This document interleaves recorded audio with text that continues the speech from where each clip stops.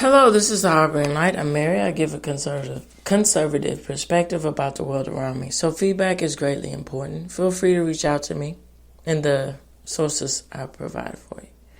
All right, so some of the audio platforms that I'm on Speaker, Spotify, Pandora, Castbox, Deezer, iHeartRadio, just to name a few. All right, so this episode is all about journey.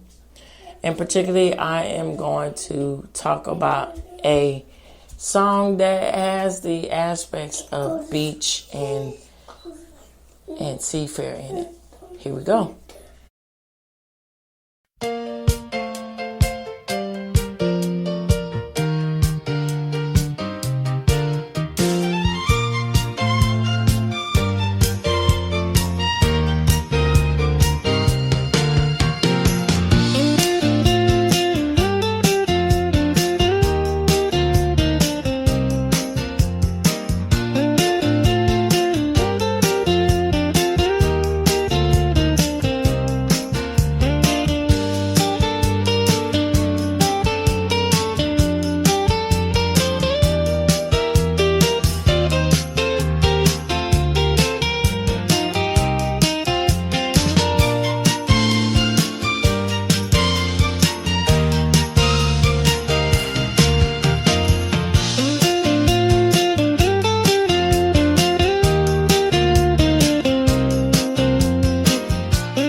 All right, so journey. Wow. Steve Perry has really done a lot of contribution to the aspects of really getting that right when we're in the realms and the conceptions of rock, pop, and then translating that into a mainstream platform. So what I mean by all these things, so it's unfortunate that happens a lot. When rock artists, particularly the artists who are in any way, shape, or fashion interested in the genre of rock, and they want to translate to the mainstream aspects of music, they really, a lot of the times, they really lose their identity in the aspects of making that happen, where Paramore is an example of that. There's a lot of different groups that are examples of that, where they don't really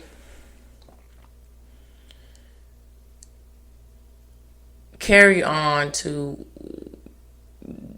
what the band or what the music or what the type of music is all about. And so Steve Perry just is a very strong balladeer. And particularly, he's really good in the aspects of storytelling. So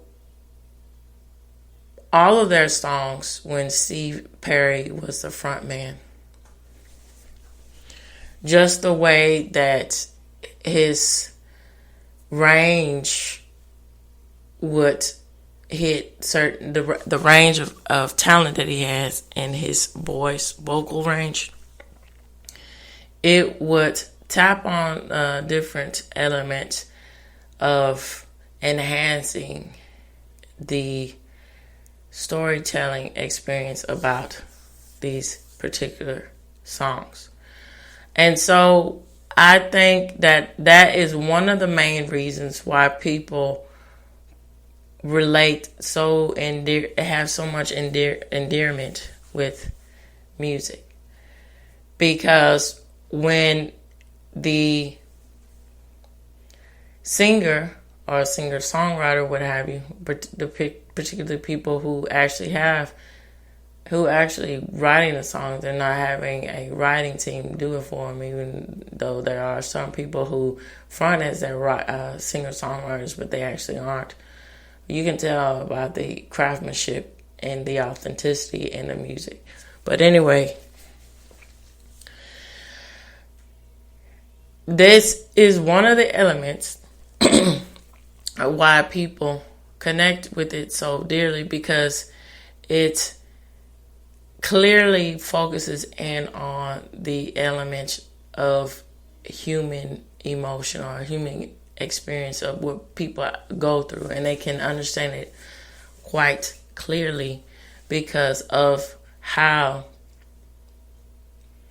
emotionally intact the vocal range can be with using the element and focusing in on what the song is actually about. Most of the time, when the songs that Journey were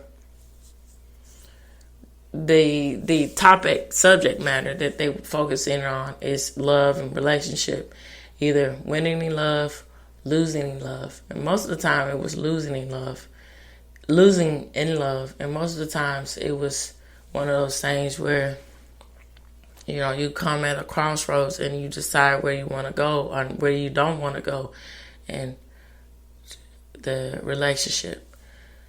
And so it's quite nice when there's this song is a break in between that, talking about the aspects of how when the lights go down in the city, and you can hear that element of what that is like when you are leaving your hometown. Adele got that really well when she was talking about, from my hometown. And, you start to have a lot of reminisce about what you used to do and where you used to go. All these things, these little mementos of your life carry on with you when you leave the town that whether you grew up there or whether you came there as an adult and you decided to make a life for yourself there, and then circumstances granted you the opportunity to go somewhere else or move somewhere else, and you have a lot of emotional ties to the aspects of life, of feel, and then you have a different sort of element of energy when that translates to the new city or new town or wherever you're from. And so you can really, and then also that the bass line, the fellow crooners, I would say, or the songsmen, songswomen, and the band, they also are an added element to help that imagery and to understanding and really hearing the aspects of how hard that can be when trying to make that work, when you are reminiscing and thinking back to a town that was so impactful to you. And so, when you hear his songmates talk, singing in the background saying, oh, and that really breaks down the element and the aspects of how you really long for that again, going back. And then there's also that element of touch of that old saying that says you can never really go back home again. That's really true. So, when you see different things, whether when you're a kid and it just seems so just grand and just different otherworldly aspects to it, the same element of that. When you go back to it as an adult, it's not the same because you don't have the same point of view as you did when you were a kid. So, I don't know. I can't stress enough. I think that the band Journey, they really have contributed so much into the aspects of really getting that right with storytelling and using the arena of rock, of really being soulful and edgy, sort of something, and some sort of elements in the aspects of songs that they produced. But, rock really is, from my point of view, you can really be truthful about the elements and the aspects of how day to day goes on, of really being a natural observer of what goes on in humanity. When pop, it really doesn't get into that, because it's like mostly at certain times when you hear pop music, most of the time it's just really surface level in the aspects of a human condition. But rock, it really goes deep within the aspects of the soul, that in the same element of soul, R&B, and you know, that's how, and the bedrock of rock, you know, so to speak. Hey, the blues, R&B, the soul, the grittiness, and the down, do do do do do do do, love and happiness, and you know, with that Al Green sort of mentality of really tapping into the psyche of what it is like to experience something. All right, so with all this said, I'm going to wrap it up and get into the aspects about this song. Here we go. All right, and of course, sources will be provided for you. All right, so.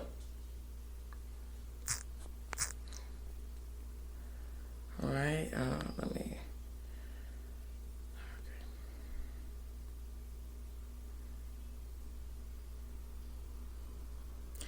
All right, so City by the Bay is a song by the American band Journey, but it is more commonly known as Lights.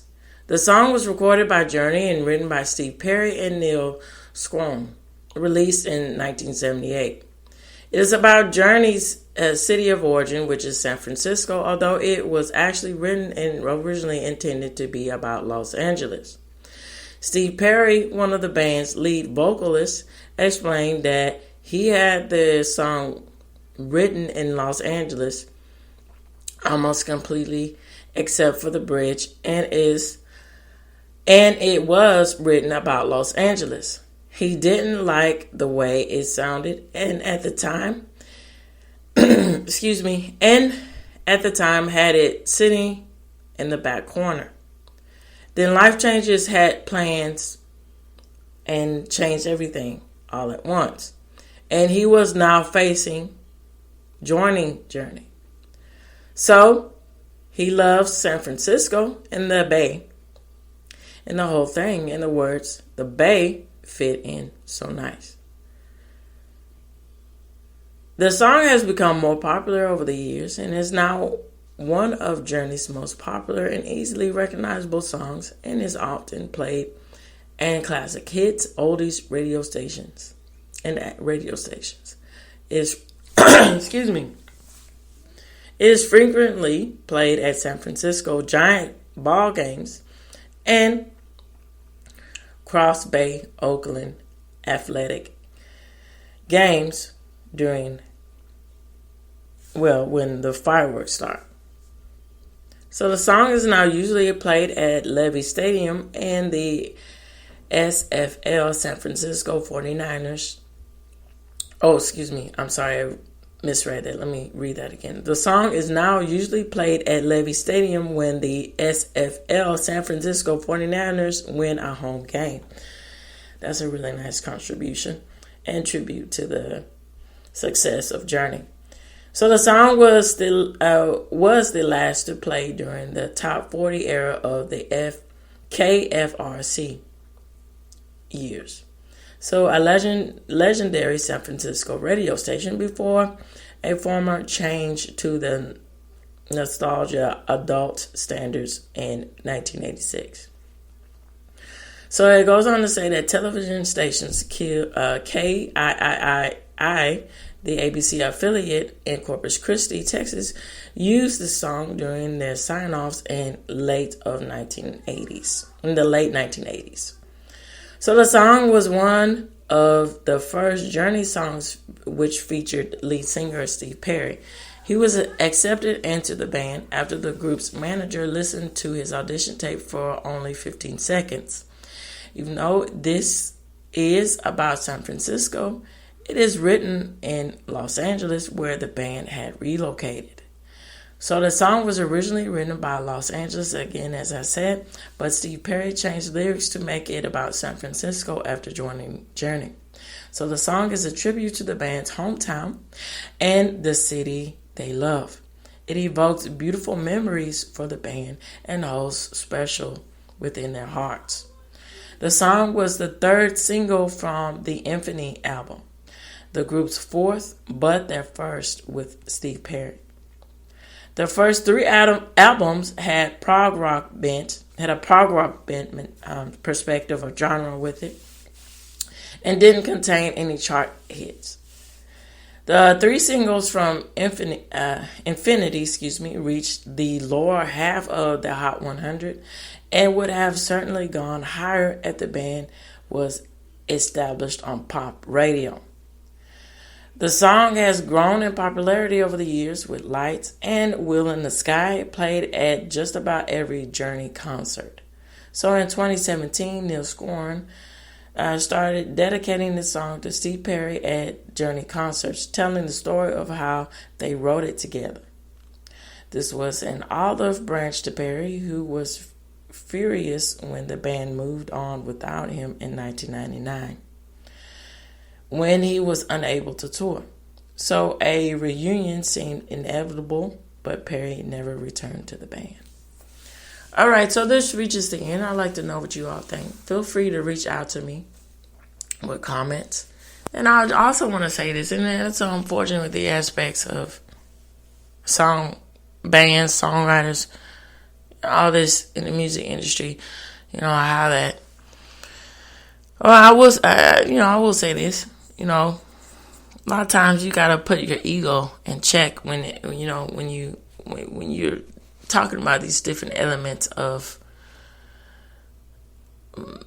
if you want to bring the band together, if you don't. And it's unfortunate because a lot of times that's what happens with bands is they don't meet eye to eye. They think, that happens a lot where they want to go on but have solo careers. And they realize, oh, no, that filtered out, so I want to go back to my band, and not realizing that they have moved on and that they are this. And on the other hand, when, there are lead singers that give a lot of depth into the band, and they decide to move on and without the person that really gave them a lot of success. That's unfortunate, but it's always good to know you just know both sides of the story of all these things. That's really just unfortunate that that's the way that things go in the music industry or the entertainment industry, and that really falters from the aspects of the importance and the contribution that the band has given. And it's one of those things that really, it's like really washes away or rusts away from the elements of the power of that song, the gift of song. So with all this said, again, feel free to reach out to me about this in this comments and what do you think about the aspects of bands breaking up in groups and the element and the contribution of music in itself to society. So this reaches the end of the Harboring Light. Tune in, turn up, and definitely take care. Bye-bye for now.